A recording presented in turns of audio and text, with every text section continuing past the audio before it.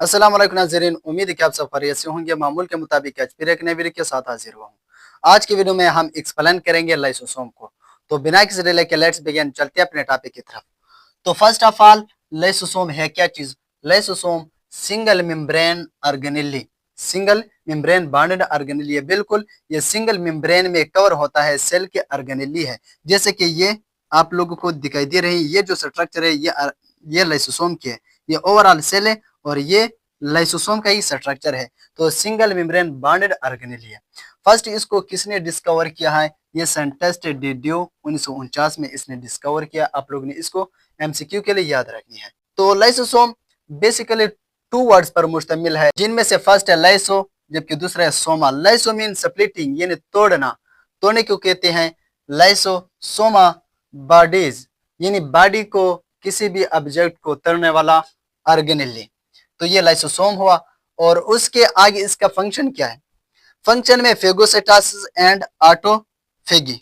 तो सबसे पहले हम फेगोसाइटोसिस की बात करते हैं। फेगोसाइटोसिस से क्या मरा? फेगोसाइटोसिस, जब भी कोई foreign invader, foreign object cell में इंटर हो जाते हैं, जो ही वो सेल में इंटर हो जाते हैं तो सेल के अंदर मौजूद जो लाइसोसोम है, तो वो लाइसोसोम उन्हीं ऑब्जेक्ट के साथ फ्यूज्ड हो जाती है। और लाइसोसोम्स के अंदर एक स्पेसिफिक एंजाइम होते हैं जिसे हाइड्रोलाइटिक एंजाइम कहते हैं। तो लाइसोसोम इन्हीं एंजाइम के साथ फिर उन्हीं फॉरेन ऑब्जेक्ट को, चाहे वो बैक्टीरिया हो या कोई भी ऑब्जेक्ट हो, उसको डाइजेस्ट कर लेता है, उसको क्रैश कर लेता है, क्रैश करके उसे इनगल्फ कर लेता है। इसलिए इसको सेल ईटिंग भी कहते हैं।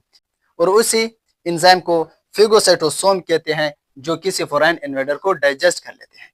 और आगे ऑटोफेगी। ऑटोफेगी से मुराद के लाइसोसोमल एंजाइम बाज औकात अपने ही सेल के ऑर्गेनेल को डाइजेस्ट कर लेता है। जैसे कि ये माइटोकॉन्ड्रिया है और ये सेल है, सेल के अंदर मौजूद ये लाइसोसोम है। तो जो ही ये माइटोकॉन्ड्रिया अपने जो इसके लिमिट एज है उस तक पहुंच जाती है, उसके बाद फिर वो इनएक्टिव हो जाती है। जब ये इनएक्टिव हो जाती है तो उसी ही सेल के लाइसोसोम, उसी ही सेल के बाकी जो ओल्ड ऑर्गेनेल है उसको डाइजेस्ट कर लेते हैं। जैसे कि ये माइटोकॉन्ड्रिया है, माइटोकॉन्ड्रिया को डाइजेस्ट कर लेते हैं।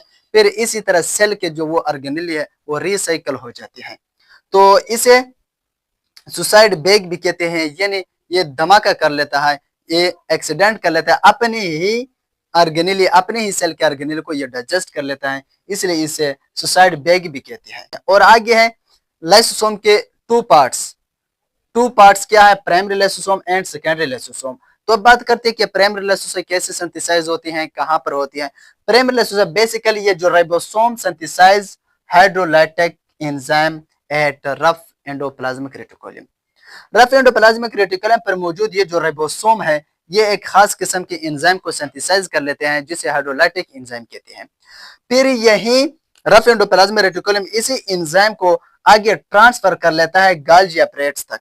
जैसे कि यहाँ पर इसने एंजाइम को सिंथेसाइज किया, फिर ये एंजाइम आगे ट्रांसफर हुआ गाल्जी अपरेट्स तक। ये गाल्जी अपरेट्स है।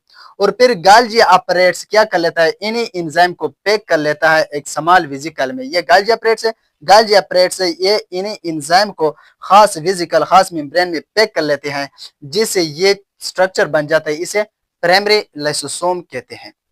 और सेकेंडरी लाइसोसोम, सेकेंडरी लाइसोसोम में क्या कर लेता है? जो ही एक फॉरेन इन्वेडर सेल में इंटर हो जाता है तो प्राइमरी लाइसोसोम्स उसी फॉरेन इन्वेडर के साथ फ्यूज्ड होकर एक मिक्स्ड स्ट्रक्चर बना लेता है। जैसे कि ये फॉरेन इन्वेडर जिसकी बैक्टीरिया है सेल में इंटर हुआ और इंटर होने के बाद ये प्राइमरी लाइसोसोम आखिर इसके साथ यहाँ पर फ्यूज्ड हो रहा है। फ्यूज्ड होने के बाद ये यहाँ पर एक मिक्स स्ट्रक्चर बना लेते हैं, जैसे कि प्राइमरी लाइसोसोम की स्ट्रक्चर जैसा स्ट्रक्चर बना लेता है, तो इसे सेकेंडरी लाइसोसोम कहते हैं। और आगे है स्टोरेज डिजीज। स्टोरेज डिजीज से मुराद यह है कि बाज इस सब्सटेंस से तो वो सेल में अपने तादाद को बढ़ाते जाते हैं, अपने नॉर्मल मिकदार से भी बढ़ जाते हैं।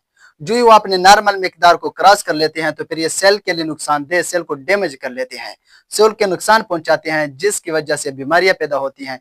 उन बीमारी को स्टोरेज डिजीज कहते हैं। उनमें से टू है glycogenesis type 2 disease, tay Sachs disease. Glycogenesis type 2 disease में ग्लूकोजन को ग्लूकोज में कन्वर्ट करने वाला एंजाइम यहाँ पर एब्सेंट होता है, जैसे कि एसिड अल्फा ग्लाइकोसाइडेज एंजाइम।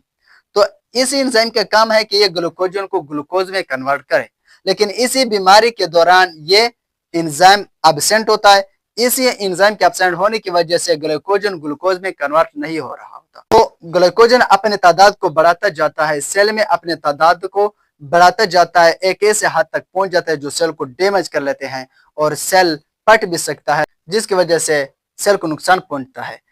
ज्यादातर ये मसल, ये कार्डियक मसल यानी दिल के मसल में होती है और लिवर्स में ये बीमारी होती है कि जब वहां पर ग्लूकोजन स्टोर होती है, ग्लूकोज में कन्वर्ट नहीं हो रहे थे, तो फिर सेल डैमेज होकर बीमारी काज कर लेते हैं। उस बीमारी को ग्लाइकोजेनेसिस टाइप 2 डिजीज कहते हैं। यहाँ पर acid alpha glycosidase enzyme absent होता है।